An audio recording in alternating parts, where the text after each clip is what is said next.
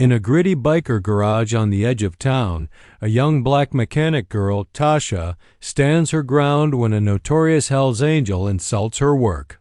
A shocking slur sparks a tense standoff in front of stunned coworkers. Tasha's quiet defiance turns the insult back on him, but her courage costs her more than just a job. The cliffhanger hints she's not as alone as she seems. "You people shouldn't even touch our bikes." The words drop like a steel wrench on concrete, echoing through the cramped, oil-slicked garage. Fluorescent lights flicker overhead, buzzing like angry wasps.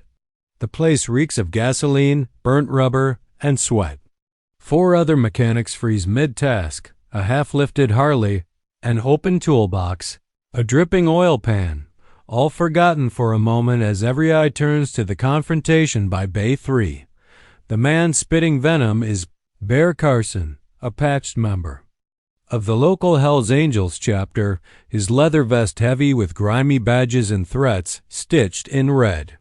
His boots crunch on scattered bolts as he steps closer to the bike Tasha just finished repairing. Tasha doesn't flinch.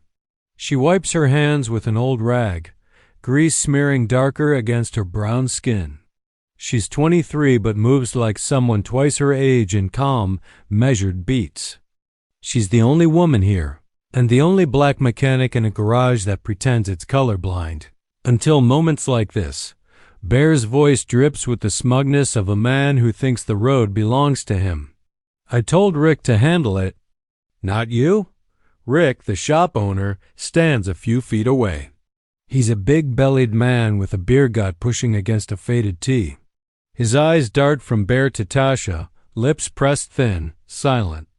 The other guys, Kenny, Mike, Louise, pretend to busy themselves, but their ears are wide open. Nobody moves to back her up. Not here. Tasha lets the silence drag. The tick-tick of cooling engines fills the space. Her heart is steady.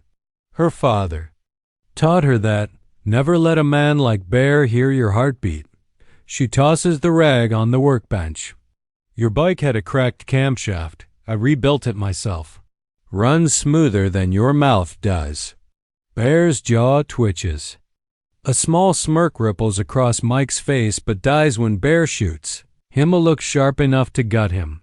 Bear steps forward until his beer breath mixes with gasoline. He looks her up and down like she's a stain on his chrome. Then he spits. A thick glob landing near her boot. The spit slides over the concrete, mixing with oil. "You got no business here, girl. Next time, keep your black hands off my ride."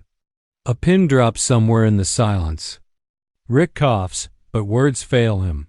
Tasha bends slowly, picks up a small bolt from the ground, a simple, harmless piece of metal. She rolls it between her fingers, then sets it on the seat of Bear's Harley. "You might want to keep an eye on loose bolts," she says, her voice smooth as cold steel. "Things fall apart when you don't trust the hands that fix them." Bear's nostrils flare. He reaches for her collar, but Rick suddenly finds his courage. He wedges himself between them. "Easy now, Bear," Rick says, sweating bullets. "She didn't mean." "Oh, she meant it." Bear shoves Rick aside with a grunt. He points a fat finger at Tasha's chest. "You're done. Don't ever come near my bike again. In fact, you're done here. Rick, she's fired." Rick opens his mouth, but Bear's glare finishes the sentence for him. "Pack up." "Tasha," Rick mumbles, eyes on the floor. "I'm sorry. You know how it is." A hum of shame spreads through the garage. Kenny looks at his boots. Louise adjusts a wrench that doesn't need adjusting. Mike watches her with guilt that's too small to matter. Tasha pulls off her greasy work gloves, folds them once, then twice. She slips them into her back pocket like a keepsake. She wants to scream, break something, spit right back in Bear's smug face, but her father's voice reminds her, "Don't bleed where they want you to." Instead, she smiles. A quiet, deadly thing. "Don't worry, Bear," she says, picking up her old leather bag. "You'll see me again," Bear snorts. Doubt it.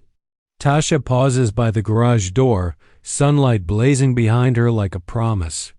She looks back, eyes steady on Bear's patch, the skull and wings, the cheap threat stitched on his back. Her fingers tighten on the strap of her bag. Then she drops her final spark, a single line that slices deeper than any wrench ever could. You'd be surprised who's watching when a black girl gets her hands dirty. She pushes open the door. The outside light swallows her whole, leaving behind the smell of oil, the taste of something that's far from over. Tasha's boots echo down the cracked sidewalk as the sun dips behind rusted rooftops. She hugs her leather bag tight against her ribs like it's the last piece of her old life she can hold on to. The air reeks of diesel fumes and fried food from the diner across the street. Somewhere, a dog barks at nothing. This neighborhood never cared who you were, black, white, Hell's Angel, or broke mechanic. The only thing that mattered was whether you paid your rent on time. She shoulders open the door to her building, 3 floors of peeling paint, creaking stairs, and neighbors who mind their business because minding business here keeps you alive. Climbing each step, she feels the weight of Bear's spit, Rick's silence, and the cold absence of an apology. Her apartment greets her with the same stale warmth it always does. A mattress on the floor, a thrifted table covered in scattered tools, oil-stained coveralls hanging from a rusty nail. A framed picture sits by the window, her father in his old service uniform, smiling from behind a grease-blackened face, his arm draped over her tiny shoulders. Back then, she believed his calloused hands could fix anything. She drops her bag on the table, peels off her jacket, and sits cross-legged on the floor, staring at the picture. The ache behind her eyes pushes forward, but she won't let the tears win. She hates crying. Crying's for when the fight is over, then this fight is just beginning. Her father's voice feels alive in the cramped silence. They'll always find a reason to think you're not enough. Tasha, make sure they never get to be right. She rubs her palm over the cold floor. It feels like the garage floor, rough, unyielding, honest. Grease doesn't lie. Neither does oil. Machines don't care what you look like as long as your hands know what they're doing. A loud knock jerks her back. She stiffens, glancing at the clock. 10:43 p.m. Nobody visits at this hour. Not here. Not unless they want trouble. She stands slowly, grabs the old wrench she keeps by the door, not exactly a weapon, but familiar enough to swing if she has to. She opens the door just a crack, chain still hooked. Nobody's there. Instead, taped to the door is a plain envelope. No name, no return address, just her apartment number scribbled in thick black ink. She glances down the hallway, empty except for Mrs. Hanley's tabby cat staring at her from the stairs. Tasha closes the door, unhooks the chain, and locks it tight behind her. She sits on the mattress, flipping the envelope between her fingers. It's heavy, not with money, but with something more dangerous, a chance. Inside is a single sheet of paper and a business card. The card is matte black, gold lettering that gleams under her flickering lamp. Zane Pierce, Pierce Performance Customs. She's heard that name, a custom bike shop on the other side of town, known for turning busted metal into art. Rich folks roll in with old Harleys, cafe racers, vintage Indians, and roll out with museum pieces that purr like jungle cats. She unfolds the paper. Neat typed words greet her. I saw what happened today. I've been watching your work for a while. You have talent. You deserve better than that garage and that coward Rick. Come by tomorrow if you want to prove him wrong. 8 aim sharp. Zane. Tasha sets the letter down, heart hammering. A stranger watching her? The thought curls cold and warm at the same time. Cold because she hates being followed, warm because someone saw. Someone noticed what Rick pretended not to see, what Bear thought he could spit on and walk away from. She flips the card over. An address. Across town, a neighborhood where bikers show off their rides at neon-lit diners, where chrome gleams under city lights, where a black girl with oil under her nails is either invisible or underestimated. Her fingers drum the wrench still lying on the bed. She could toss the card. Stay small, stay safe. But that was never the plan. That was never her father's plan for her. She walks to the window, pushes it open. The summer night rushes in, warm, alive, full of distant laughter and engines. Growling in the dark, under her breath, she says to the night, to the picture, to her father's ghost, "All right, Dad, let's see who's really watching." Outside, somewhere, Bear's probably boasting about the girl he spit on. Tomorrow he'll find out some people can't be spit out so easily. She closes the window, folds the letter, sets her alarm for 6 a.m. She won't need it. She's been awake her whole life. The city is half asleep when Tasha steps off the bus at a neighborhood she's only seen on TV. Wide streets, glossy storefronts, neon signs still glowing from last night's party. A row of expensive custom bikes lines the curb outside Pierce Performance Customs, each one a masterpiece of chrome and matte black finishes. They look more like metal panthers than machines. She pulls her hoodie tighter around her braids and crosses the lot. A few early risers eye her. A black girl with a battered duffel bag and oil stains on her boots doesn't exactly blend in here. She ignores the stares and pushes through. The tall glass door. Inside, the shop is a cathedral for machines. Polished floors, stainless steel tool walls, a row of gleaming bikes elevated like sculptures on hydraulic lifts. Sunlight pours through skylights, bouncing off chrome and polished. Aluminum. Standing at the far end is a man in a crisp black shirt, sleeves rolled to the elbow.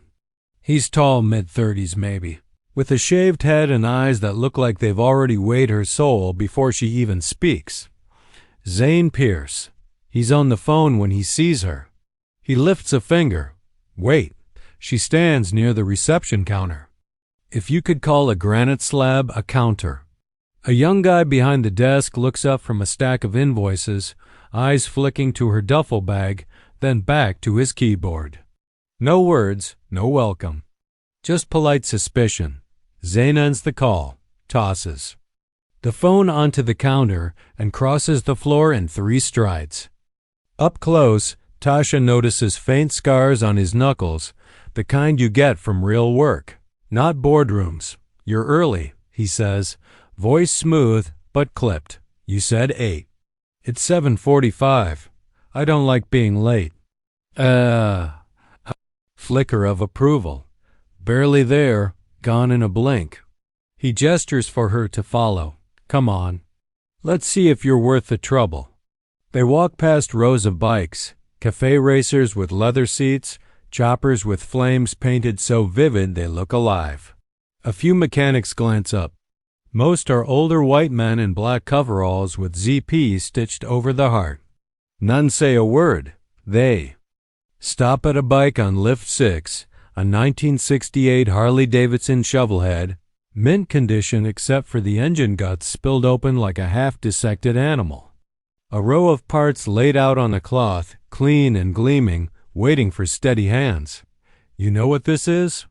Zane asks. 68 shovelhead, Tasha answers, eyes scanning the cam cover, the push rods, the tiny hairline crack near the oil pump. Looks like somebody babysat it for 50 years and then ran it dry. Zane crosses his arms. Customers paying 6 figures for this rebuild. If I let you touch it and you screw it up, I eat the loss. I won't screw it up. He lifts an eyebrow, faintly amused by her certainty. Show me. He steps back, arms still folded, giving her space but not permission. The older mechanic on the next lift, a broad-shouldered man with a gray beard, watches her, then looks at Zane. A silent question. You serious? Zane doesn't look away. Clock starts now. Tasha drops her bag, pulls on her gloves, and steps into the familiar silence of an open engine. She feels the pulse of the bike under her palms, the heartbeat she has to mend. She inspects the lifters, checks the pushrods for burrs. Her fingers move like they've known these parts all her life. Because they have, voices drift around. The other mechanics talking low, metal clinking, air compressors sighing. But in her head, it's quiet. Just the machine, her breath, and her father's old voice echoing instructions like gospel. Every bolt has a story. Every leak has a secret. Listen, fix, seal, rebuild. She senses Zane behind her. He doesn't hover, but she knows he's watching every twist of her wrist, every torque of her wrench. Testing her, not just for skill, but for the crack where doubt might seep and 30 minutes pass. Sweat beads under her collar. She wipes her brow with the back of her glove. The oil pump slides into place like a puzzle piece clicking shut. She checks the clearances, seals the gaskets, threads the bolts, rechecks them twice. Finally, she steps back. She's aware of the quiet now, the way the shop has stilled to watch her, the way Zane's eyes narrow just a little, calculating. She meets his gaze, her voice steady. It's done. Fire it up. Zane nods to the older mechanic. The man connects the battery, flips the switch. The shovel head rumbles to life, a deep, throaty growl that vibrates through the lift, the floor. Tasha's boots. Smooth, strong, no knock, no stutter. Zane doesn't smile. But he reaches out, wipes a smear of oil from her wrist with his thumb. A small, silent mark of approval, or maybe ownership. Not bad, he says quietly. Let's see if you can handle more than engines. Before she can ask what that means, he gestures toward the office at the back. Glass walls. Expensive furniture. Secrets behind closed doors. Come on, he says. There's something you need to see. Tasha's boots leave faint smudges on the polished concrete as she follows Zane past the lifts and gleaming bikes. He pushes through a glass door into his office.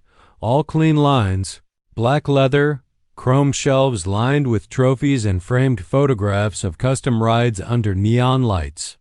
One wall holds a massive blueprint, pinned and half covered in post-it. Notes scrawled with measurements. He gestures for her to sit, but she stays standing. Arms crossed, eyes flicking to the expensive whiskey decanter on the corner shelf. Everything in here says power, even the silence. Zane closes the door behind them. The hum of the shop dulls to a soft vibration through the thick glass. He moves behind his desk, taps a few keys on a laptop. The screen glows, reflected in his sharp eyes. I didn't bring you here just to patch up old engines, Tasha. She studies him, searching for cracks in the polished calm. So why am I here? Zane turns the laptop toward her. On the screen, a blurry photo. Bear Carson leaning against a Harley, surrounded by 3 other Hell's Angels. In the corner, Rick's balding head, half hidden behind a gas pump. Zane's finger taps Bear's face. Bear and his crew have been using your old garage to launder parts. Stolen bikes. Dirty money. Rick gets a cut for keeping his mouth shut and his hands clean. Tasha snorts, a bitter short sound. Rick doesn't have clean hands. He's got hands that shake when money's counting. Zane doesn't smile. He flips to another image. Stacks of cash inside a gas tank. A shipment invoice with Rick's signature at the bottom. I've been tracking this for months, he says. Bear's dumb, but he's protected. The garage was just a way station, strip stolen bikes, rebuild, resell legit. Rick played middleman. Tasha feels her jaw tighten. The image of Bear's spit near her boot burns hotter now. She could feel sorry for Rick, a small man caught between loyalty and fear, but she doesn't, not anymore. So what do you want from me? She asks. Her voice is calm, but her heartbeat isn't. She hates that he can probably tell. Zane sits, leaning forward, elbows on the desk. His tone drops to a low, quiet threat wrapped in velvet. I have a client, very high profile. Wants a one-of-a-kind custom chopper. The frame? It's stolen. Bear's crew lifted it 2 months ago. The only way I can flip it legit is if someone who knows Bear's garage signs off the rebuild. Tasha scoffs. You want me to put my name on stolen parts? No chance.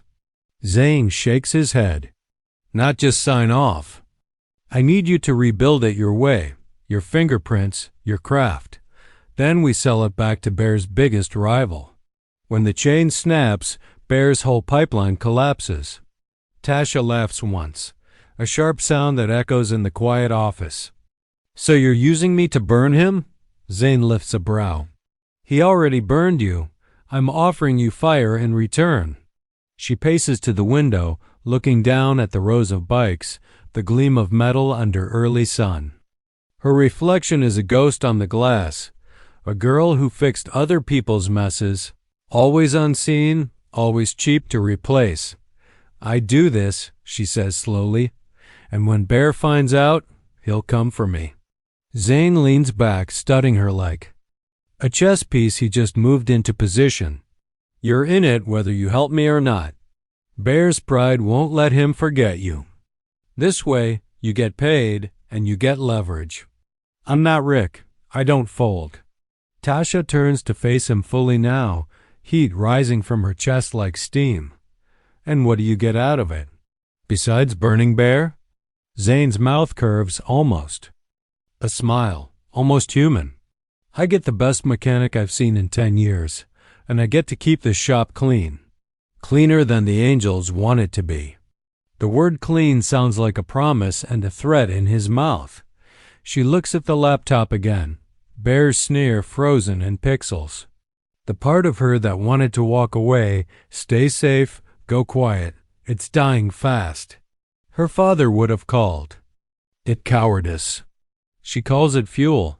She walks back to the desk, places both hands on the polished surface. If I do this, I do it my way, my tools, my time. Nobody tells me how to build. Zane's grin flickers, brief, sharp, approving. He holds out his hand across the desk. Deal? She stares at it. Rough knuckles, polished nails. The hand of a man who fixes with one side and breaks with the other. She grips it anyway. Warm, solid, dangerous. Deal, she says. Outside the glass, the sun catches the chrome just right, bright enough to blind a man who isn't watching. The shop empties out when the clock hits midnight. One by one, the other mechanics drift away into the night, engines growling down neon-lit streets until only Tasha remains, sleeves rolled up, sweat on her brow, sparks dancing from her arc welder like fireflies trapped in a cage. The custom. Chopper's bare frame hovers on the lift in front of her, stripped of secrets but hungry for new ones. Zane's blueprint sits pinned to the wall behind her, clean lines, precise angles, but her mind ignores the lines and listens to the steel instead. Feel the weld, listen for the hiss. Trust the bead to tell you if it's wrong. Her father's voice hums under the crackle of hot metal. Measure twice. Weld once, then check again. Machines forgive only the careful. She switches off the torch. Flips up her face shield. The frame gleams in the harsh shop lights. Half skeleton, half promise. If this bike lives, Bear's empire dies a little. If it doesn't, her shot at turning this betrayal into power dies with it. She sets down the welder, wiping sweat from her brow with a dirty rag. The silence after hours in a place like this is strange, almost alive. A steady ticking as hot metal cools. The far-off hum of traffic on the main road. Somewhere, a distant dog bark echoes down an alley. She pushes open the side door for air. Outside, the back lot is an open stretch of cracked pavement behind the gleaming showroom. An old chain-link fence runs the perimeter, half swallowed by weeds. Beyond it, The alley yawns like a throat waiting to swallow secrets. Tasha lights a cigarette, a habit she picked up from watching her father sneak out behind their old garage when bills piled too high. She hates the taste but loves the ritual, the flick of flame, the hiss, the soft orange glow. She exhales slow. The night tastes like burnt rubber and secrets. She almost doesn't notice the figure at first, a shape half hidden behind the dumpster near the fence. She freezes, hand tightening around the lighter still warm in her palm. Shop's closed. She calls, voice flat but loud enough to cut the quiet dot. No answer. The shape shifts. A man steps forward into the cone of yellow light spilling from the doorway. Tall, lean, leather vest half zipped. The skull and wings patch on the back catches the light like a threat. Hell's Angel. Tasha flicks the cigarette to the ground, crushing it under her boot. You lost? She asks, forcing her voice to hold steady. The man doesn't smile, doesn't move closer. He pulls something from his pocket, not a gun, not a knife. A chain. He swings it once, the metal links clinking like distant bells. Heard you're working late, he says, voice low and casual, like they're old friends catching up over beers. Figured I'd see what you're building. Tasha plants her feet. Her mind flicks to the half-assembled bike behind her. Stolen frame, her fingerprints all over it now. A blade waiting to cut the wrong throat. Shop's closed, she repeats. She knows she should step back inside, lock the door. Call Zane, but something in her blood, maybe her father's stubborn ghost, keeps her standing there, blocking the light with her body. The man swings the chain again, metal links catching moonlight. He steps closer, slow, deliberate, like a snake tasting the air. You think you're clever, huh? New garage, fancy tools, think you're safe? Bear says hi. Tasha feels her pulse drum in her ears. No Rick to hide behind this time. No crowd to watch. Just her and this ghost in leather. Bear should say it himself. She snaps, voice sharper than she feels. The man laughs once, a dry rattle. He will. Maybe next time I'll bring him. Or maybe I'll just bring pieces. He takes one. More step. Close enough she smells stale beer and exhaust fumes. The chain hangs loose at his side, but the thread is tight as a coiled spring. Tasha shifts her weight. Left foot braced, right hand curling around the old wrench in her back. Pocket. The same wrench she carried home that night Rick fired her. Small comfort. Solid comfort. You swing that chain, you better not miss, she says quietly. For a moment, there's a silence so deep she swears she can hear her own heartbeat echoing off the brick walls. The man's grin falters, just a crack in his bravado. He spits near her boot, Bear's signature move, then steps back, chain dragging on the ground. Keep building, princess. He's coming for you. He fades into the alley's shadows, chain rattling like a snake's tail. The silence swallows him whole. Tasha watches until the dark stops moving. Then she slips back inside, locks the door tight, leans against it. Her breath shudders out of her lungs. She looks at her hands, shaking now, grease under the nails. The wrench still clutched tight enough to bruise her palm. She glances at the half-built bike on the lift, steel bones waiting for flesh. She knows now this machine isn't just a job. It's bait. It's war. It's her name welded to revenge. She pushes off the door, wipes her palm on her jeans, and flips her face shield back down. Time to finish what she started.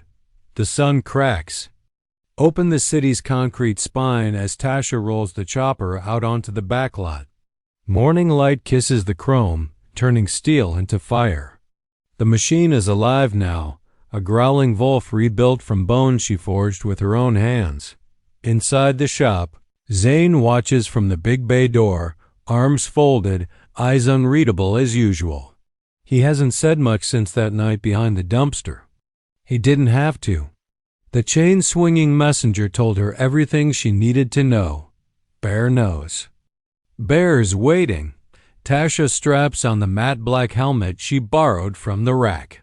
She hates helmets. Her father never wore one, said they dulled the road's voice, but Zane demanded it. Too many eyes out there, he'd said. I need your head attached to your shoulders, mechanic. She kicks the stand up, slides onto the seat. The leather's cold through her jeans. The chopper's custom tank glitters ghost flames under clear coat, subtle but angry. She twists the throttle. The engine snarls awake, deep and low like it wants to break free of the frame. Zane steps forward, leaning into the noise. Full circuit, he shouts over the rumble. Down harbor, cut across 3rd, loop through the industrial district, and back here. I want that engine hot before the buyer sees it. Tasha lifts her visor. And if Bear's boys show up? Zane's. Mouth curves, not quite a smile, more a warning dressed as a joke. Then keep riding. Don't stop until they can't keep up. She drops the visor, twisting the throttle again. The bike's growl deepens. She feels it in her chest, vibrating through her bones. You built this, she tells herself. You own this. She eases out of the lot, tires rolling over cracked pavement, exhaust notes bouncing off the brick alley walls. The city greets her with that morning hush, a lull before traffic turns mean, before horns and engines drown out thought. She opens it up on harbor, the big engine singing under her. Wind tears at her hoodie, slips cold fingers under her collar. The road opens wider, freight trucks and early commuters blurring past. She feels them look, a black girl on a beast like this, alone, unbothered. Some nod in respect. Some just stare.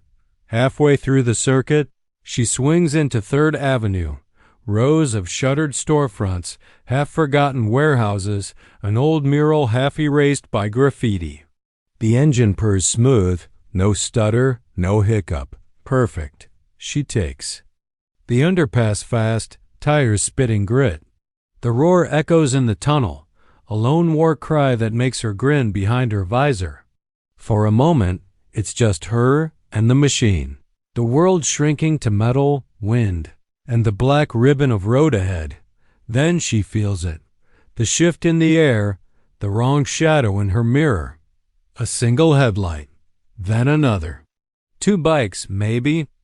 3, trailing back but closing slow. Same low-slung frames, same loud pipes. Not Zane's boys. Bears. She flicks her eyes forward, pretends not to notice. The chopper rumbles under her, a restless animal waiting for orders. She thinks about the chain swinger, about Bear's spit on the garage floor, about Rick's coward eyes. A lifetime of staying quiet for men like them. Not today. She opens. The throttle. The chopper lunges forward, growl rising to a roar. The trailing bikes speed up too, their engines mocking hers. Shadows in her blind spot. She cuts left onto an industrial back road. Stacks of shipping containers, empty loading. Docks, a stray dog picking at garbage. No traffic here. No eyes to see.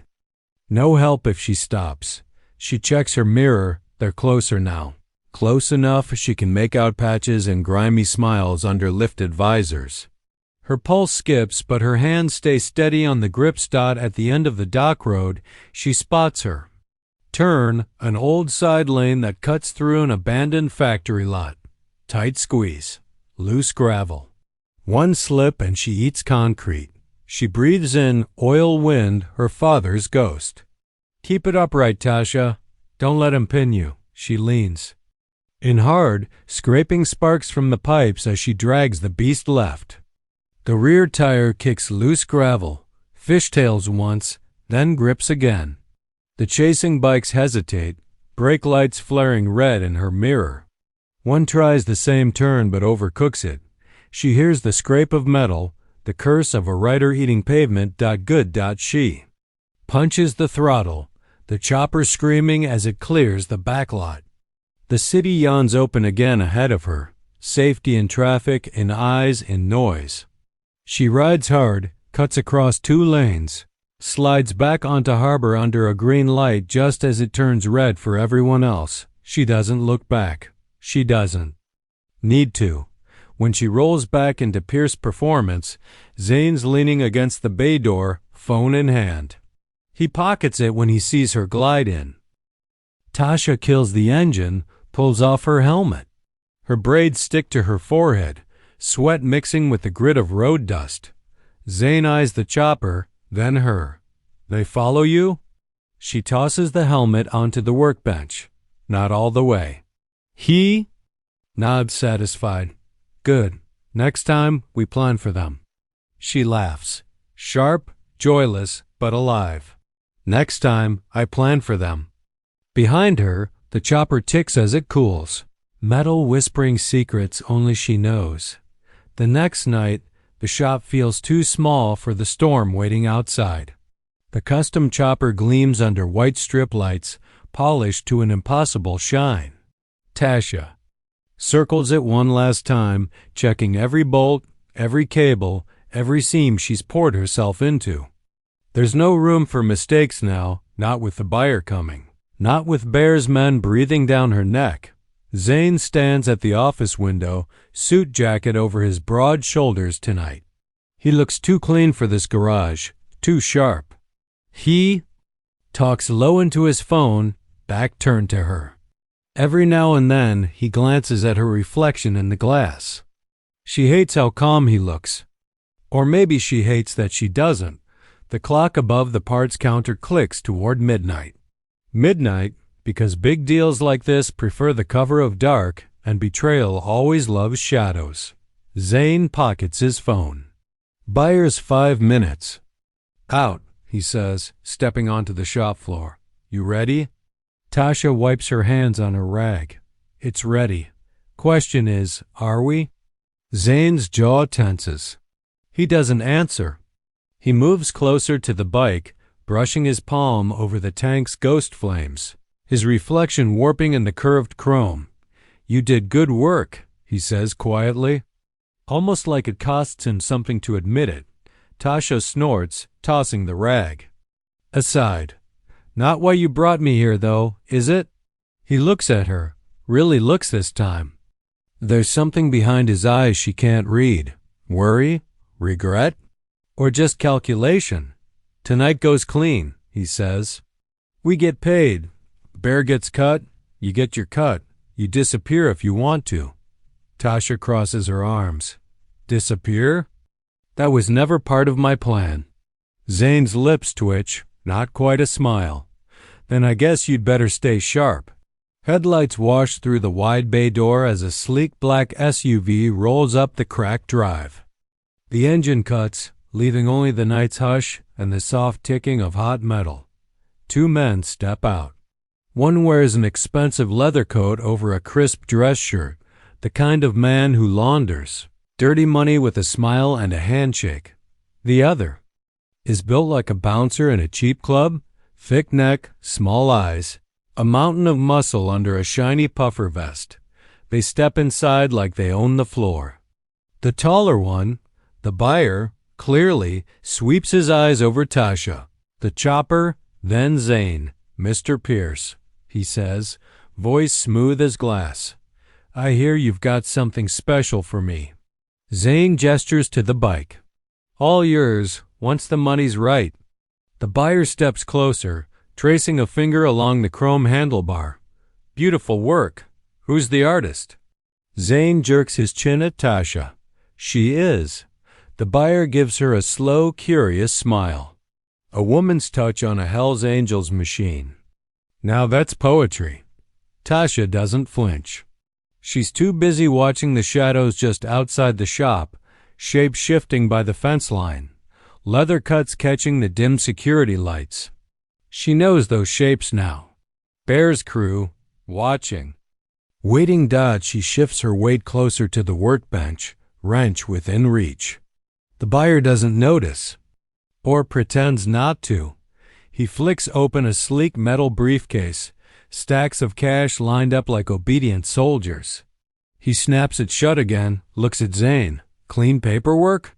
he asks. Zane nods once, pulls a folder from inside his jacket. Bill. Of sale. Serial scrubbed. Transfer legit. They stand like that. Buyer, seller, builder. The hum of the overhead lights the only sound between them. Outside, a motorcycle growl rises and fades. A warning. Or a promise. The buyer tilts his head at Tasha. You know, sweetheart, you could make triple this on my crew. Ever think about moving up? Zane bristles, but Tasha's laugh cuts him off. Low, sharp, real. I don't fix trash twice. The buyer's smile cracks. For a second, something ugly flashes behind his polished eyes, an edge sharp, enough to bleed. Then he snaps the briefcase shut and nods at his muscle. The mountain shifts, taking the bike's handlebars. Load it up, the buyer says. As the chopper rolls out, Tasha watches the shadows at the fence tighten. One shape breaks off, a man stepping into the spill of the SUV's headlights. Bear Carson. Her chest goes tight. Bear's grin is wide, teeth bright under the dark. Thought I'd see what my stolen ride looks like in new paint. Bear calls out, voice echoing off the concrete walls. The buyer freezes. Zane goes stone still. Tasha's pulse drums in her ears. Bear points at her, a fat, accusing finger. And there's my little mechanic. Heard you've been busy, girl. Tasha feels the wrench behind her, the cold metal a small promise in her palm. She meets Bear's eyes, unblinking. You know me, Bear, she says, her voice low and calm. Always fixing what you break. The night bristles with the weight of what comes next. Money, power, betrayal. And somewhere in that silence, Tasha decides this fight is hers now, wrench in hand. Engine roaring in her blood. The air in Pierce's performance is suddenly too thick to breathe. The custom chopper idles halfway inside the SUV's trailer, its polished chrome now reflecting Bear Carson's smug grin like a cracked mirror. Zane steps forward, putting himself between the buyer and Bear. His voice stays calm, but Tasha can hear the fight in it. This is private property, Bear. Walk away while you can. Bear's laugh is big, booming, too big for this polished shop. He runs a hand through his greasy beard, eyes flicking from Zane to Tasha like she's something stuck under his boot. Private? I paid for half the trash in this garage, Pierce. You think you can run parts on my turf and I don't collect? The buyer shifts uneasily, glancing at the shadows still lurking by the fence. More leather cuts, more engines idling. Low like hungry dogs waiting for a command. His muscle stands frozen next to the chopper, one hand on the throttle like it's a shield. Tasha stands her ground by the workbench, the old wrench hidden behind her thigh. She feels the sweat slip down her spine, sticking her coveralls to her skin. Her heart's a drum, but her mind is sharp, sharp enough to see the trap. This isn't about the bike anymore. It's about her. About showing every man in this room. What happens when the girl they spit on refuses to stay on her knees? Bear steps closer, boots echoing on the concrete. He's big, mean, and soaked in stale whiskey fumes. He stops a foot away, so close she can count the flecks of spit clinging to his beard. You should have kept your mouth shut, girl. You think you're tough now? You think Zane here's gonna save you when I take what's mine? Behind Bear, Zane shifts his weight. His eyes flick to her hand, to the wrench. He doesn't nod. He doesn't have to. They both know what happens next is hers to choose. Tasha lifts her chin, lets the fear twist into anger deep in her gut, where no one can see it. You didn't build that bike, Bear, she says, voice even, steady. You don't own it. You don't own me either. Bear barks a laugh that echoes off the steel beams overhead. He leans closer, breath sour. You're still just a little grease girl in a man's world. And in my world, we don't ask twice. His hand snaps out, rough fingers digging into her jaw. The wrench clatters to the floor as Tasha jerks back, but not fast enough to break his grip. Pain flares along her cheekbone as he squeezes, forcing her to meet his eyes. "You think you're special, huh?" Bear snarls. "You're nothing. He doesn't finish. He can't, because Tasha's knee comes up fast and savage, slamming into his gut.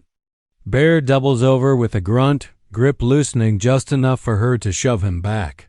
She scoops the wrench from the floor in one motion, gripping it tight enough to make her knuckles ache. Bear lunges, fury boiling out of him. Zane moves too. But it's Tasha's swing that lands first. Metal cracks against Bear's temple with a sound that feels like freedom and fear rolled into one.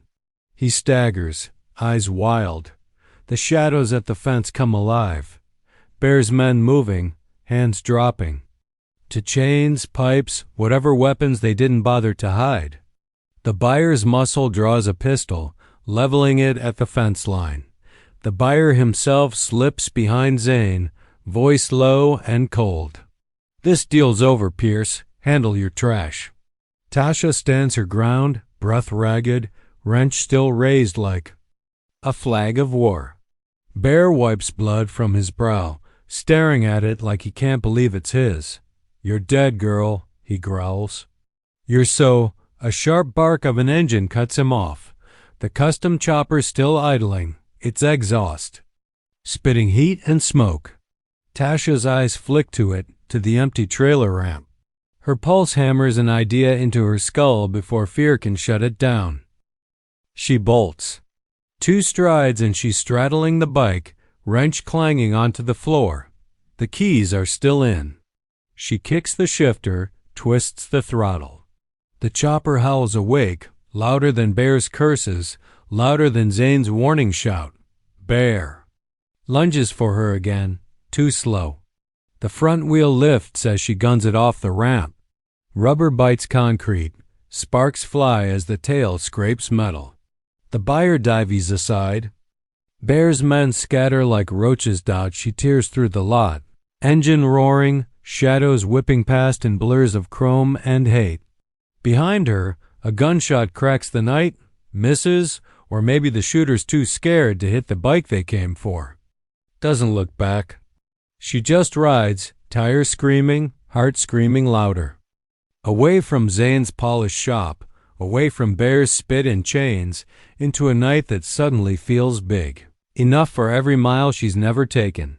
She doesn't know where she's going.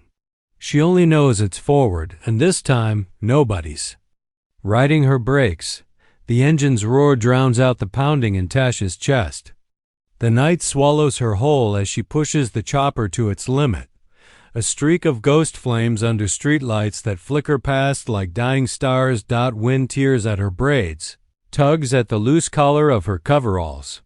The city behind her spits. Sparks in her mirrors, sirens flicker, but no one's close enough to catch her yet.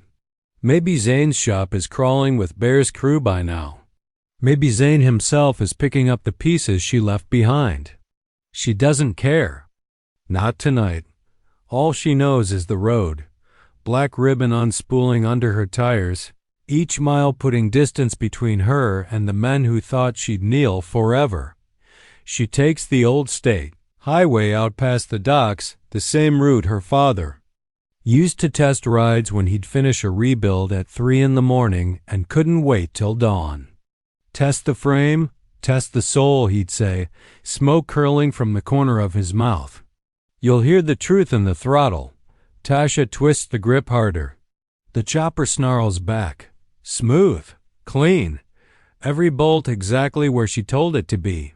You hear this, Dad? She thinks. You'd hate that it's stolen.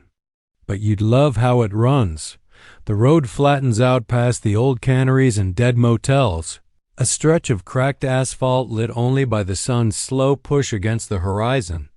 Dawn bleeds orange across the sky, washing the chrome in gold. 4. A breathless moment, she feels weightless, alone but free, scared but alive in a way she hasn't felt since before. Rick spit on her boots, but freedom's never free. A headlight flickers behind her, distant, then closer. She checks her mirror, heart skipping. Not a cop cruiser, not a semi. A single bike. Rider hunched low, closing slow but steady. Not Bear, too lean for Bear. Not one of the fence-line shadows, this one rides clean, controlled, she thinks. About pulling over, about ditching the bike in a ditch and disappearing into the saltgrass like a ghost. But she doesn't. She grips the throttle tighter. Keep going. The other bike gains ground, its engine's note riding just under hers. A steady, patient growl. Whoever it is, they're not chasing wild. They're following. A sign flashes by, 10 miles to the old truck stop. The place her father used to bribe her with stale fries and hot chocolate when she'd ride shotgun after a late-night fix. She leans into a curve, asphalt cold under her tires. Memories colder in her chest. Promise me you'll never let them tell you who you are. Her father's voice again, sharp as a wrench dropped on concrete. He'd said it once, cigarette ember burning bright between them in the old garage. Promise me, she'd promised. Then she'd let Rick break her down. Let Bear spit on her.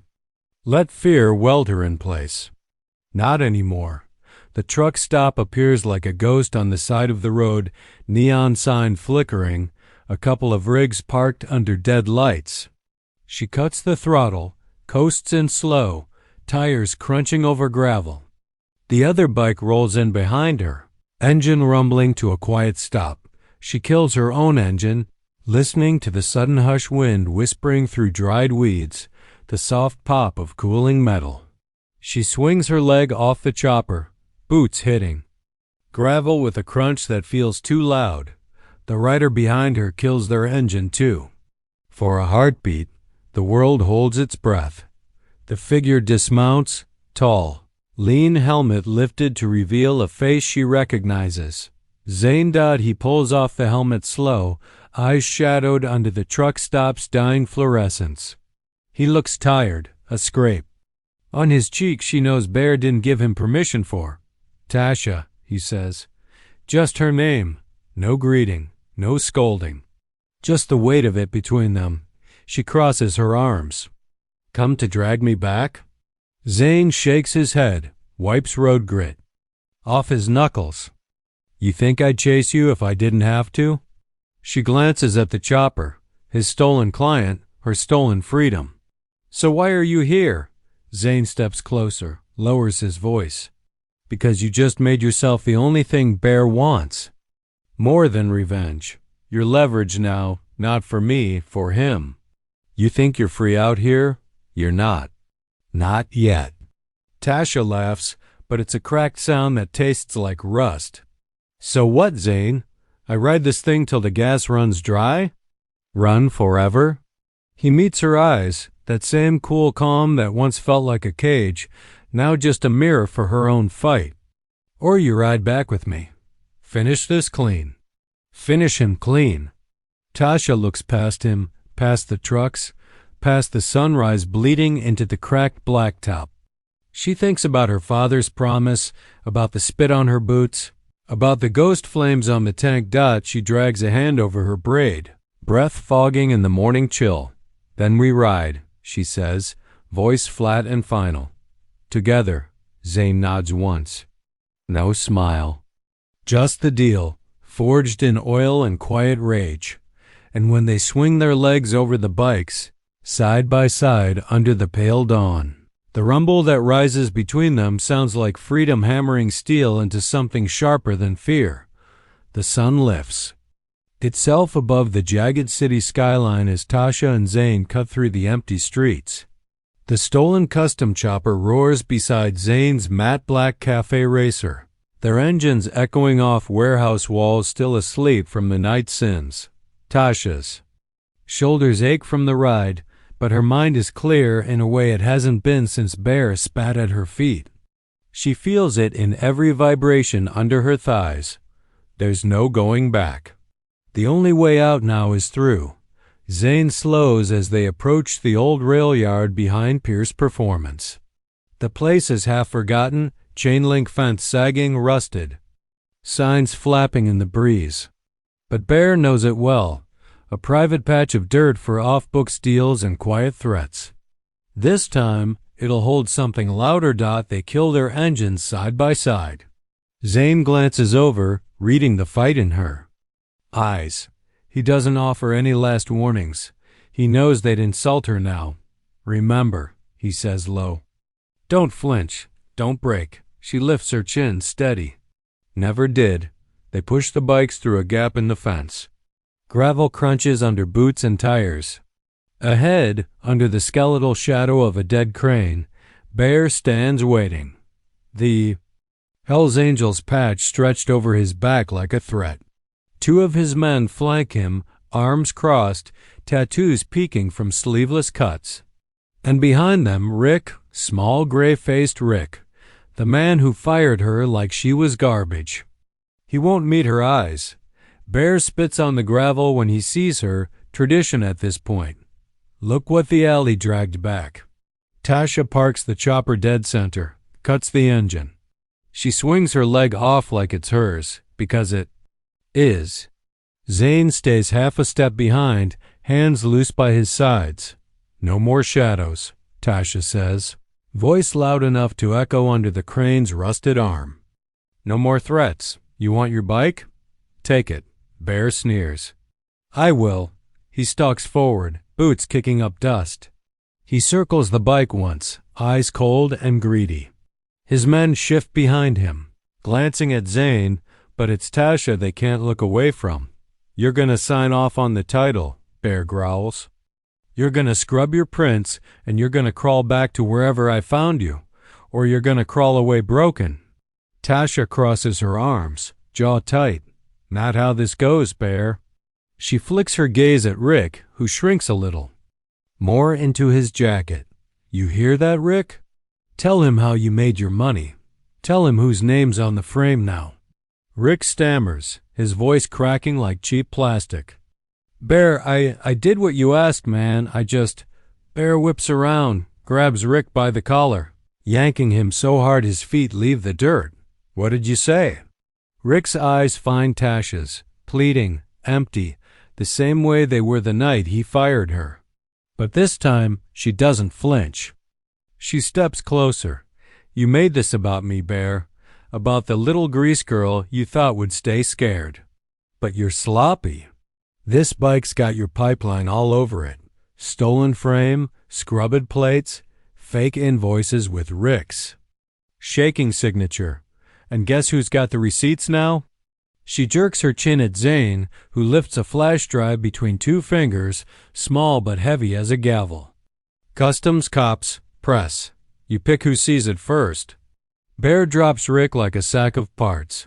His hands clench and unclench. His eyes flick to his men, but they shift uneasily now, not so quick to back him with eyes watching. Some of the shop. Boys from Pierce Performance stand at the fence line. Curious neighbors, too, drawn by engines and shouts. Witnesses. Tasha sees it in Bear's eyes, that flicker of panic he can't hide behind his bulk. The man who thought he owned every garage in this block, every low-paid mechanic with no spine to fight back. She steps forward until they're toe-to-toe. She smells his cheap whiskey sweat, the dying fight in his chest. You gonna hit me again, Bear? She says, low enough only he hears. Go ahead. Everyone's watching now. Let him see what big men do. Bear's jaw works, muscles, jumping under bristled stubble. For a heartbeat she thinks he might swing, but he doesn't. He steps back. Just one step, but enough she watches it click in his men's eyes too, the moment power slips from a bully's fist to the girl. He spat on. Zane tosses the flash drive at Rick's feet. You're done here, Bear. Walk or crawl. Your call. Rick bends to pick up the drive, but Tasha kicks it toward Bear instead. Take it. Frame it. Remember who made you kneel. The air shifts. The rail yard alive with people who will carry this story home to other shops, other alleys where spit-on boots used to mean silence. Bear turns, shoving past his own crew. No punch thrown, no gun drawn. Just a big man shrinking. Tasha doesn't smile. She just watches him fade into the dusty morning light. Then she turns to Rick, who stands small as ever. "You owe me a week's pay," she says. Deadpan. Rick nods. Too quick. Yeah, anything. She's already turning away, her back a closed door. She looks at Zane. He nods. Wants respect now, not pity. She swings a leg over the chopper. The crowd parts as she kicks it to life. Ghost flames flicker under the rising sun. The engine's roar carries her voice when she says the last word she owes this place. Let's ride. And she does. Into a city that will never forget the girl who fixed her own story. Wrench by wrench, mile by mile. Free.